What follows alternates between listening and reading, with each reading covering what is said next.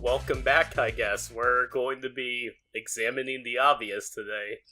We're thinking shit.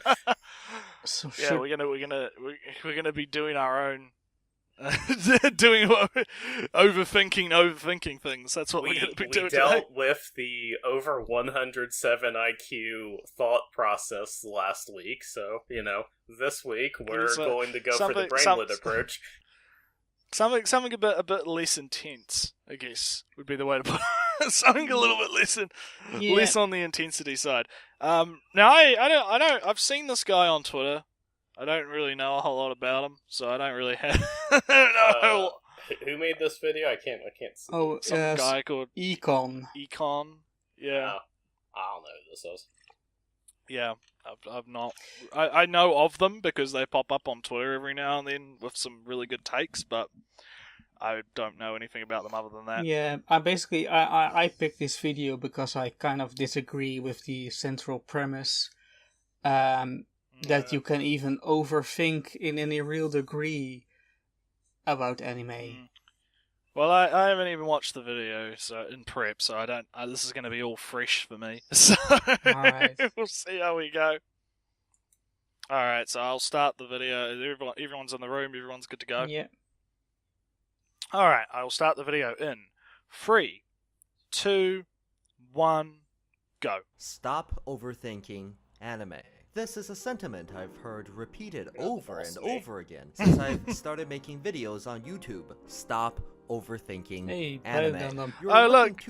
Hang on. It's our boy! Hang on, I want to go back. I want to see. Yeah. Deep goddammit. These are just fan service. Stop. Yeah. The problem with most anti-tubers that do analysis is that they're way too focused on superficial elements and overthinking. Like, anything can be subversion or deconstruction if you overthink it enough or twist certain elements to make it seem your argument is more has more weight, is what Bio Gundam says there. And I don't know. That's not really a disagreement on what I think people generally mean with overthinking. Where they say why are you looking into the question of evil in Drifters, where all the good guys apparently are evil and all the evil guys are the good guys in the show. What about that? Just Overlord? Yeah, I don't know. I can kind of get the idea that people tend to throw the words deconstruction and subversion around like they're some kind of like candy, right? You see that a lot with people with like The Last Jedi, and a lot of the people that try to defend that, they'll be like, "Well, it subverted your expectations, and it was a Oh my God, I hate Ryan Johnson for that. It's. Yeah, because I think that's where this comes from, right? That's where that whole fucking shit comes from. So I can get what obviously Bio's not here at the moment. He was going to show up and probably talk about this more, but he's not. He's not here, so Yeah, I just. Yeah, so I just don't. Yeah, but anyway, we'll continue. And let's have a look at where our guy E-kon here goes with it. Overthinking anime.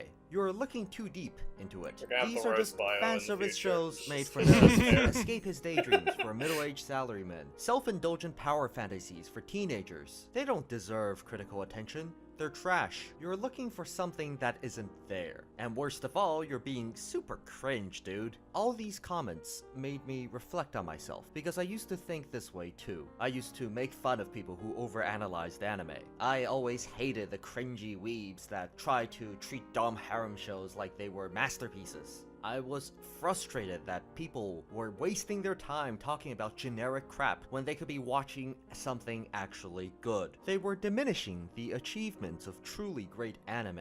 If every cookie-cutter show is special and unique and nuanced and deep, then nothing is. Those words lose all meaning. Do we need a billion YouTubers circle jerking over Yuri bait with tubas when there's no one talking about Gemma Taisei? If these idiots could only spare like 6 hours to watch the yeah. Because I wanted to kind of like have some points where we pause, right? Yeah. I think that he's making a somewhat valid point, but as you said, I mean, if he feels that, because this is how it used to feel. This whole thing's how it used to feel, and it's like, you still see a lot of people that are like this. The whole problem with this is that you can even think about trash and how trash, like, okay, best of the worst for RLM is a thing, right? And they will find genuinely good things to say about some very trashy things if there's some merit. And I think even with things like, you know, freaking like harem shit or whatever, you know, sometimes you can find some genuinely good elements that, yeah, the whole thing isn't great on its own, but it does one thing, right? I do think he does make somewhat of a point, though, in that there are, the issue with YouTube is with YouTube and playing algorithms and shit, right? There's a reason why everyone was talking about euphonium or whatever it's called, right? There's a reason why all of these YouTubers are talking about that and not some really fancy anime from the 80s or something, right?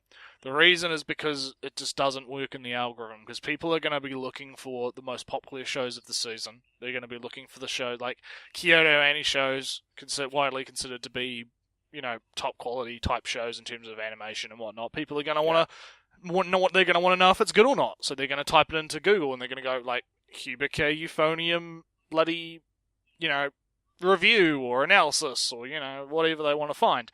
Reactions or whatever. Oh my god, right? I never got those. I have absolutely never got those. Why would you want to see some Spurg like react to, like, I don't know? I think because you have nobody in your direct environment who does it. It's a kind of a shared viewing.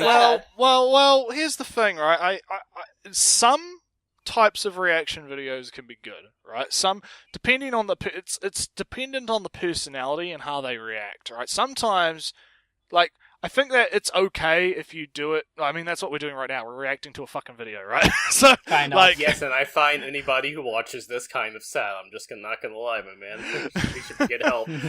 But I think that it all depends on the, like, sometimes it can be entertaining to look at someone react to something.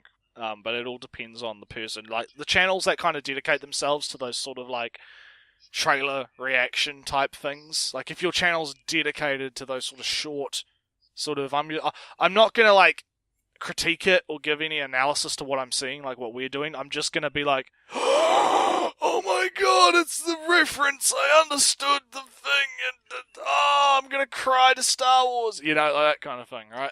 Well, like, I do have to, I'm going to defend reactions a little bit, where, yeah, you said, of course, just screaming at something you think is important is one thing. There's another thing where, maybe, you know, when IGN does some kind of live panel at the E3 show, maybe IGN is a wrong choice here, but those game journalists have knowledge and experience in these shows and the series and properties that those companies have. So when they spot a little reference or a little nod to a series, they can go, oh, maybe that is, I know, Metroid's coming back or something. Hey, look, that floor tiling, that's the same as Super Metroid on the NES or Super NES. So that could mean that it's a Super Metroid remake. And that, of course, is a little more knowledge-based than just reacting on Loca Floor. But yeah, I think so far I get where he's coming from, and again, this is how he apparently used to think. So I'm interested to see where he's evolved from there. I do agree that a lot of people seem to have this idea that you shouldn't talk about or criticize things, or maybe not criticize. You shouldn't analyze things just because it's trash. I definitely agree that everything should be up for grabs. Yeah, it doesn't matter. Hell, examining the trash is honestly more important, because if you can understand what went wrong, you can take steps to avoid it in your own work. So I think that the idea that you shouldn't examine things just because it's trashy entertainment for kids, or it's this, that, or the next thing, I think that is definitely a wrong way to go about it. Well, just for the biggest example in this is I'm forgetting Eromanga Sensei. People denounce the show as being top of the line trash, but if you watch the show and try to think about what it is about a author of a trash novel trying to accept the fact that he is writing it and not be ashamed about it to others. And having a little sister that does the same, who is more open in some ways about her trashy illustrations, is of course the whole show is about loving trash. Yeah, and about accepting. The whole show is about the virgin millennial versus the Chad Zoomer. Yeah, but also, but maybe even a little bit of knowing that something is bad and liking it regardless, and that conflict. Yeah, and that's actually a good point I wanted to touch on before we continue, because I know we're kind of getting a bit off topic. But an idea that I've recently been coming to adopt is one that I get from the EFAT boys, which were kind of the guys that we're directly copying, right? Is that this idea that you can subjectively like something that is objectively bad, right? And that there's not actually anything wrong with liking something that is considered bad, right? A good example is The Room. You can subjectively enjoy The Room and find it to be an enjoyable movie, but you can clearly see that it has objective flaws, right? Yeah. And I think the issue I see with a lot of people is they will throw one or the other out rather than accept that both can exist at the same time. You'll have one side which will be like, no, because all art is subjective, only the subjective critique of the individual critic matters. It doesn't matter. Objectivity doesn't matter. Only the subjective feelings of how it made somebody feel matter. But then you have the other side, which is the objective side, which goes, no, we have to measure these things via some form of objectivity. We have to compare it to other things. We have to look at the history and the rules that have been laid out over countless forms of media that have come out, and what works and what doesn't, and why this is a bad, illogical decision to make in this particular scene, etc., etc., etc. And I think that a lot of people get a bit too tied up in sort of fighting, having these two ideas fight, when in reality, it's okay to like trash. And maybe just, I'll say my thing and I'll let you finish the point, Ollie. And maybe people are playing a little bit like, gotcha, you said you like objectivity in things, but you like this for subjective reasons. Haha. And of course, that's a little bit of culture, internet culture, where you have to get the other person. Yeah, no, it's an egotism thing, but no, there's they're kind of overthinking, and we're talking about overthinking things. They're overthinking how they approach critiquing something as well, because you don't really need to have either a hard objective or a hard subjective approach. What most people do, what most reviewers and critics do, is they establish in their article or in their take or whatever, their or even throughout the history of their articles, if they're expected to be like read or watched like weekly, like they establish their own standards, their own scales on how, or metrics on how they measure something personally, and they're consistent with that. As long as somebody can understand why you're making a statement, it doesn't matter if it's a subjective or an objective statement. Yeah, I don't disagree with that. So yeah, let's continue. Let's see where E-kon goes on this. Yeah. Entirety of Giant Robo, then they know what true art was. You know, I still gotta believe that. And damn, that was a good OVA. Oh, that scene with the horse that transforms into a monk and spins his beads in the air, and the blue lady jumps through them. My god, that was badass. But I digress. Wagnerian anime opera that is Giant Robo, we'd be here all day. Point is, reading all these comments and responses made me realize how much I had grown, and it was so gradual I never even noticed it. I never thought of myself as someone who's over-analytical, but when you look at it, I kind of... Well, that little comment just rubbed me the wrong way, in that it's... Look at all those idiots in my comments, I'm so much better. Yeah, I see that. In his defense, it's not really hard to it is defense over YouTube comments, which are kind of like Gelburu comments and how trashy they are. Yeah, I don't necessarily disagree there. I think YouTube comment sections do tend to be a bit low on the IQ side of things, a little bit. I mean, to be fair, right? A lot of the time, you can find some really good comments that do actually like lay out some really good problems or spark interesting discussions and other things like that. But I think there is a general reputation of YouTube comments being a bit of a cesspool, so I don't blame him for bashing the comment section a little bit. I think a little bit of bullying is necessary, but I also agree with Ellie a little bit that it does say a little bit about him. That smug avatar face right at the end. Well, that's his avatar. So I mean, like, are we going to lower ourselves to that level and insult his avatar? Well, no. I mean, you do. I mean, look. To be fair, we did insult Pedantic Romantic's appearance, and just a little bit. You did. Pedantic's avatar is also some dumb Tumblr bullshit. So like, oh man. All right, let's keep going. Let's continue.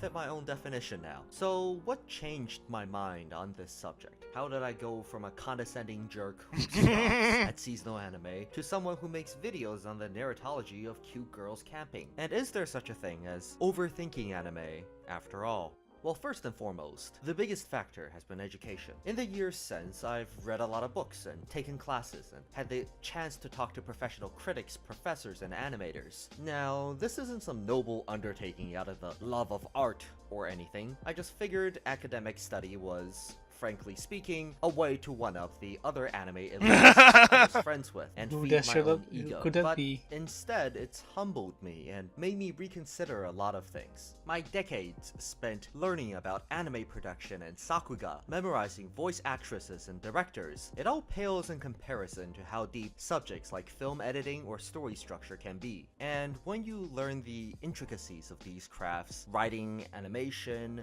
etc., you come to appreciate a layer of hidden detail and execution in even seemingly mundane anime. The forgettable rom-com Mikakunin de Shinkoke had a fantastic sense of color composition with a lot of specific triadic palettes. Big crowd pleaser Re:Zero had this beautifully constructed B-plot, utilizing what's known as chiastic story structure. For all the flaws I can pick from these shows, I can't help but appreciate their rare finesse, because even in high-budget or highly respected anime, a lot of these techniques are not all that common. Now I realize that creativity isn't reserved just for high-minded art or classic anime.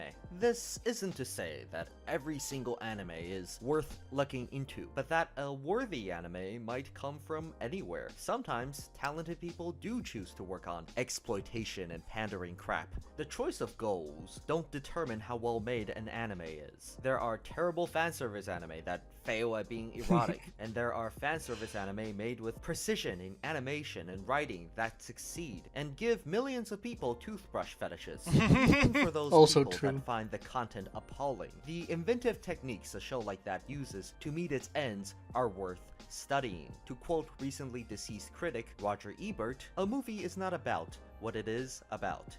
It is about how it is about. Interesting quote. Yeah, that's a very Roger Ebert style club. I'm not sure how familiar you are with the guy's. I'm somewhat familiar with his work. Wasn't he the guy that hated video games or something? Yeah, he was a bit wrong on that. Yeah, he was a bit wrong. He was one of the ones that was. It's kind of weird because if you look at some of the things he said. Yeah, he was a little egotistical when he talked about, video games or whatever, but I always just tossed it up as a boomer, not really getting it. Yeah. Old man. Yeah, what was particularly interesting is when he talks about his very early career of movie critiquing and the culture around movie critics at the time. One of the things he'll openly admit to is, giving, and in a way this kind of, he kind of does what E-kon here did at some point back in what was it, the 70s? Yeah, that was when the Man with No Name trilogy, those three Western movies that came out with Clint Eastwood. If you ever watched The Good, the Bad, or the Ugly, or The Ecstasy, yeah, it's he actually gave that entire trilogy a lower score at the time because, quote, Westerns couldn't be art. At the time, the culture that was in that, that critics culture on the West Coast, that type of movie couldn't be art, which is something he actually went back and re-reviewed that. He re-reviewed a lot of the things that he watched, The Shining was one he re-reviewed as well. Yeah, good. Interesting. So it seems to be that a lot of it stems from the culture of the area in which he was in. Yeah. At least in terms of the earlier kind of. You see this with video games journalism now as well. Well, yeah, they're playing to the culture of the audience that they believe that they have. They're playing to their own culture, which is why it's so disconnected with their audience, and it's why it's so disconnected with reality. Yeah. Well, but at least their office culture. Yeah. Well, back to this. I guess the quote itself. The movie is not about what it is about. It is about how it is about. I can get behind that. I think that's kind of fair. Yeah, the art of, if it is an art even, the art of analyzing even a trashy anime is not looking at an anime and think, well, why did he said that? Why did he say that? That is basically the wrong thing to try to analyze what I think, or I was taught to think, is why were those words chosen to be said in the first place, instead of looking at the character. Why those two words are chosen, look at why the animators and the writers said those, made the main character say those words, because that says a lot more than the character himself. And of course you can do some in-universe analysis, but I think you can get a little bit more from examining the culture where the show is coming from, or where the show gets its influences from, instead of the show itself. Alright. Yep, I can agree with that. So yeah, let's keep going. Yep. About it. In other words, what determines the quality or complexity of a work isn't its goal, but what it does in order to achieve that aim. We can all get on the soapbox and dictate what kind of art is good for society and all that. Everyone has a different opinion, but if you're trying to learn about anime, and you want to appreciate the craftsmanship of anime, you can't draw an arbitrary distinction between genres, between what's worth dissecting and what's pointless dribble. Instead, you must look at what an anime is trying to do, and how well it accomplishes that on its own terms. When we look at film, for example, some of the most critically acclaimed visual storytelling in recent years has been in Michael Bay movies. Now, most critics personally dislike his movies. Transformers 8, Megatron's butthole isn't exactly Bergman, but they can agree his work is worth analyzing. His vapid goals don't invalidate the lessons we can learn from him about cinematography. Same goes for anime.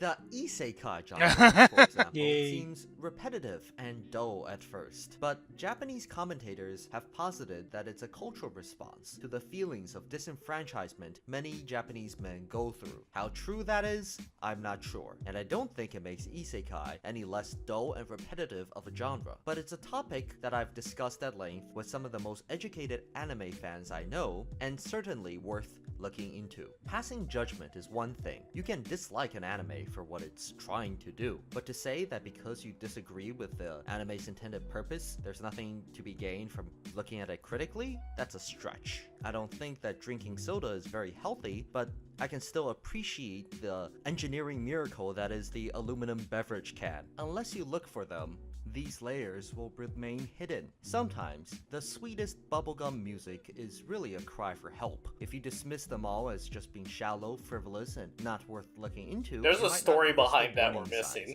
Yeah. Maybe there's maybe some little more explanation. Yeah, I'm kind of like, so okay, he's violating the most critical rule on the internet. Okay, this is more of a rule on 4chan than anything, but you don't post an opening image more interesting than what you're talking about. Yeah, I mean, I kind of want to know the story behind that. Like, what? So we had like a singer, and then we had a dead person on the street. Like, I'm kind of. We're missing a few points here. We're missing a couple. No, is this a Gainax where they put a depressed man in charge to make the company bankrupt deliberately so they would avoid fines for tax fraud or something? I don't know. But I guess since we've paused, I don't think I have. Can much. anyone read Japanese and see what that's saying? Because, like, I could Google this shit right now. Shock. Names, blah blah blah, son. I think you guys are a little. I'm paused on the girl looking in the mirror, so I think we're a little bit decent, but it's alright. Well, it's close enough. It's close enough. But no, I since we're paused, I guess there's not really a whole lot. I don't really have a lot to disagree with or agree with. Really, I think that he's making. No, it's in the 80s. Points. I think this is it right here. Kiko Okada. No. Because that's...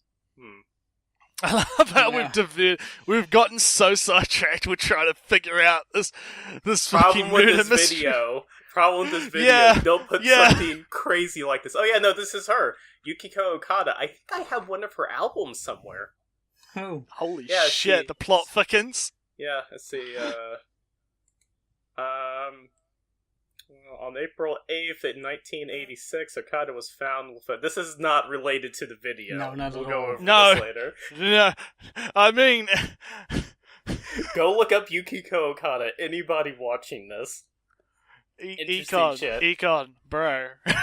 Bro. You gotta... This was a bit of a problem.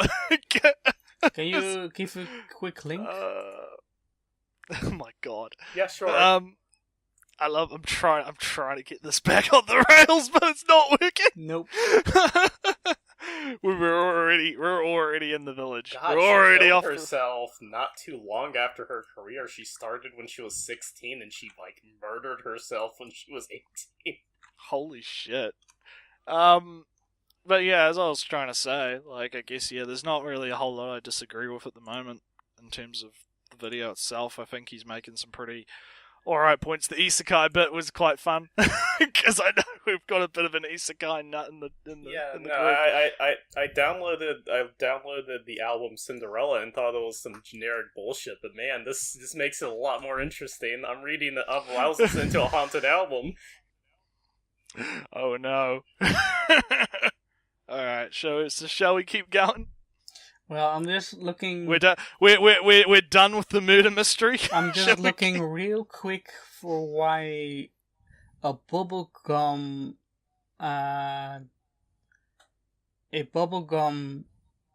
song is somehow related to the fact that she died. I don't see it real quick on it's probably not on Wikipedia. There's probably articles on this, but we're gonna have to do some hard analysis, as it were, of singles like Little Princess and Love Fair, and see how this results in her slashing her wrist and jumping from a damn building. No.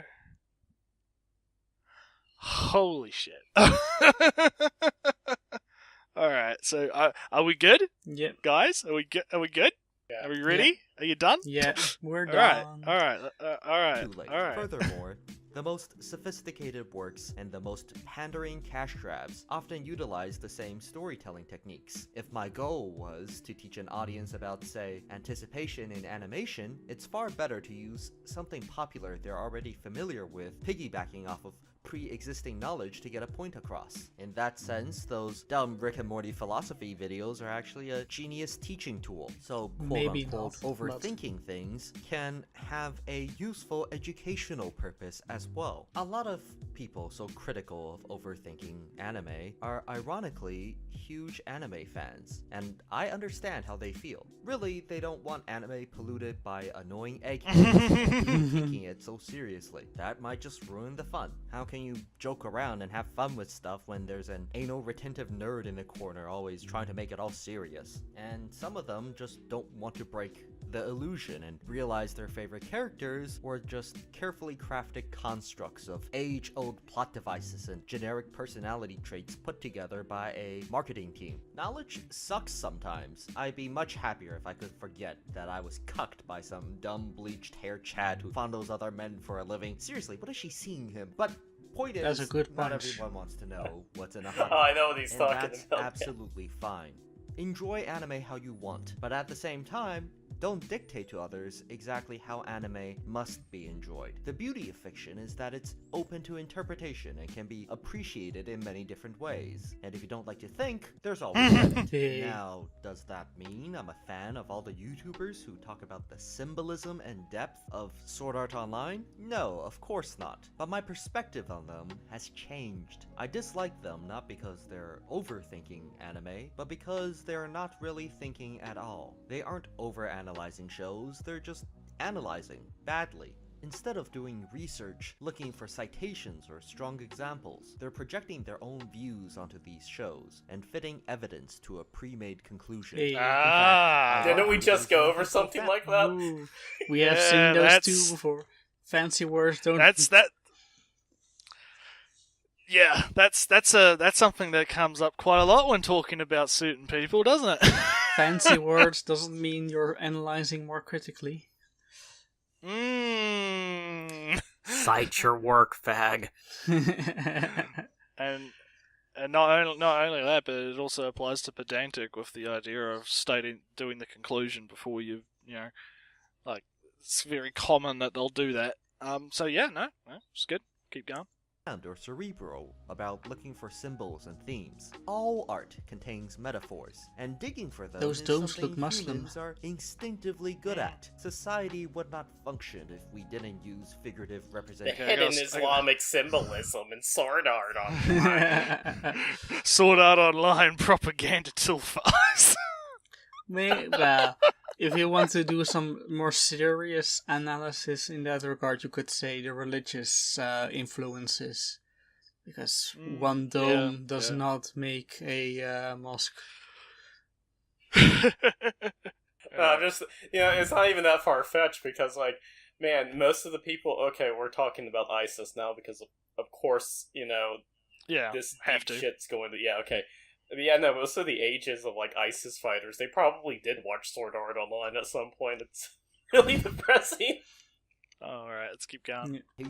As shorthands for ideas. Symbols are commonplace. Kirito of real life. Is nothing but a set of icons to be interpreted, after all. If anything, I'd argue this kind of analysis is the most rudimentary. That's why they teach it to you in grade school. Still, I will defend the intent of these people. There's nothing wrong with what they're trying to do. They're just doing it poorly. And I believe they can improve in the future. Select. Oh, look! Oh, look! Oh! Hating on my boy Pause and Select. Oh no! Oh no! Well, I mean, you can always disagree, of course, which we are doing now. Also, I think that. Well, I I've don't never even watched any of Paul's and Select's videos, so like I have no opinion on the guy. I think he's good. Oh, that's going to probably change because I was going to force you to watch one again. Nah.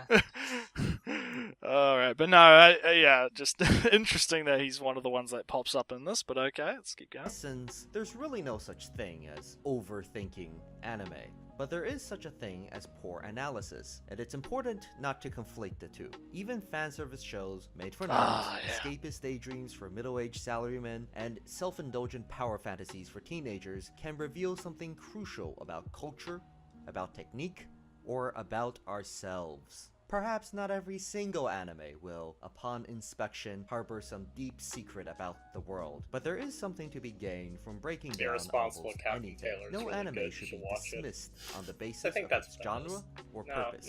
Nothing is above criticism. Nothing is below it, either. So, don't stop overthinking anime. Instead, stop creating arbitrary divisions between which anime deserve to be studied and which don't. Stop assigning quality judgment to anime based on how much you agree with its message, and stop judging people based on what anime they like rather than what they have to say about them. The worth of an opinion is not based on what it concerns, it's in the argument. So, write that autistic video essay on your favorite shonen anime. Compose a cringeworthy poem to your beloved waifu. Take your middle school understanding of social studies. Apply to Kobayashi's Dragon.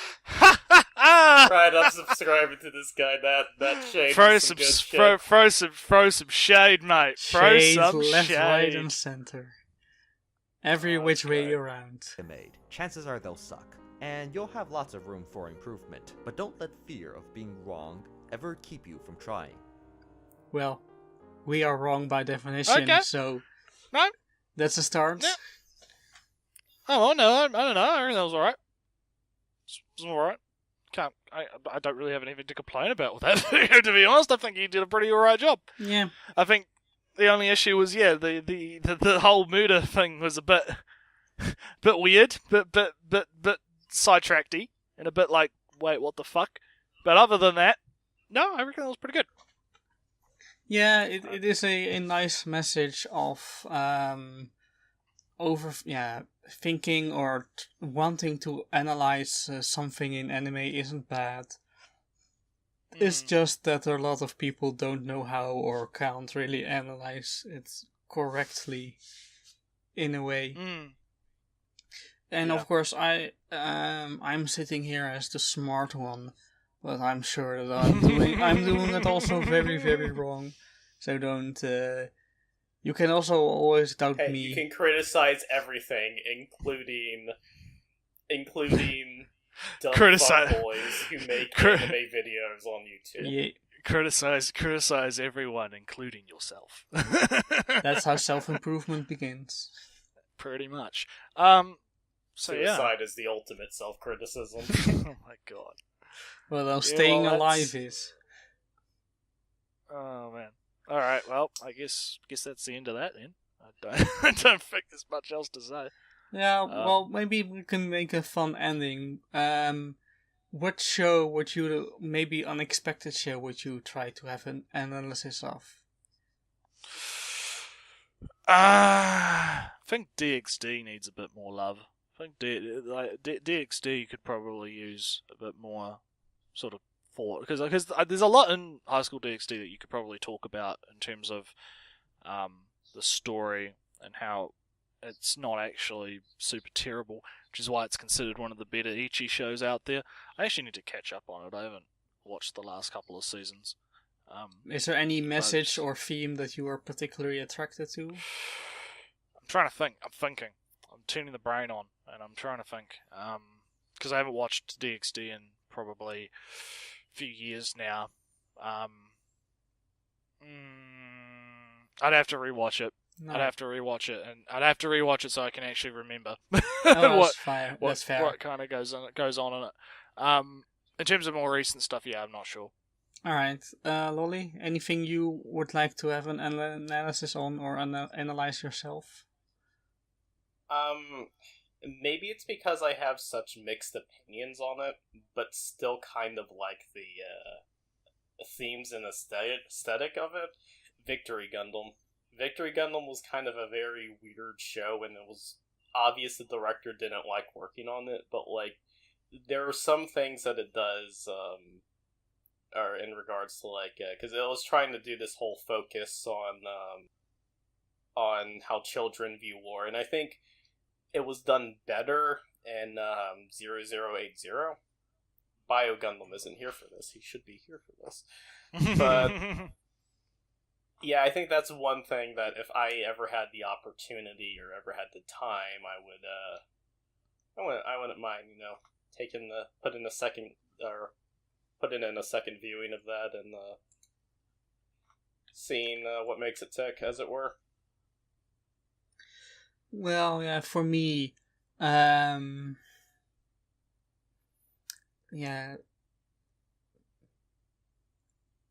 a favorite show. I like Baccano from way back when. Not as way back when as Gundam, but that's the show about immortals and stuff. Yeah. Make same people as Durara. I think it would be fun to try to find some similar theme in all the little stories it tells. And maybe how they contradict each other and how they agree with each other. Alright, well, I guess that'll do it for us on this episode then. Yeah. We'll catch you all next week. Next week. Alright, what are we doing next week? Another video. Another video. What video are we doing? This is important because, like, if it's about